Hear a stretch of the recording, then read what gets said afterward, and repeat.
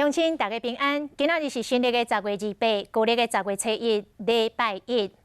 宜兰三星乡种葱仔的农民总算唔免阁提心吊胆咯。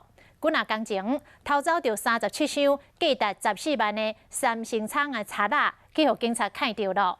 原来这两个嫌犯平常时就是知蔬菜水果的司机，知影三星葱来计小大起，趁着集会场无人看过的浪棚，甲这个葱仔搬咧走。因阁真干巧哦，先甲包装的纸箱仔烧掉，换白卡的纸箱仔，然后才卖起来台北。擦车街摆也是去互看到咯。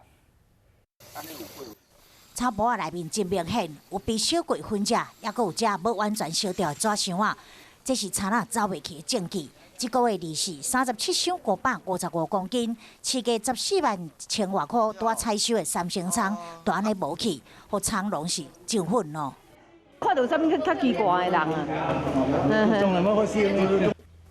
集会场无人看过，嘛无监视器。长龙甲农会就是靠着信任、交会甲收贿，不过这款的配合煞被这两样贼仔破坏去。因两个是货车司机，平常时是运载这蔬果伫市场来来去去，知影三星葱的价小翻倍，因此去贪念才行窃。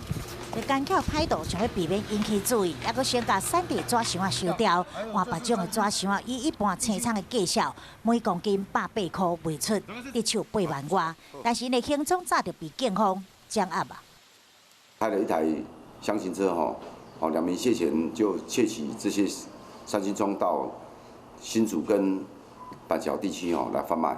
警方伫72点钟内迅速破案，让农民安心。农会嘛表示讲，一定会加强监视器，不让类似事件再发生。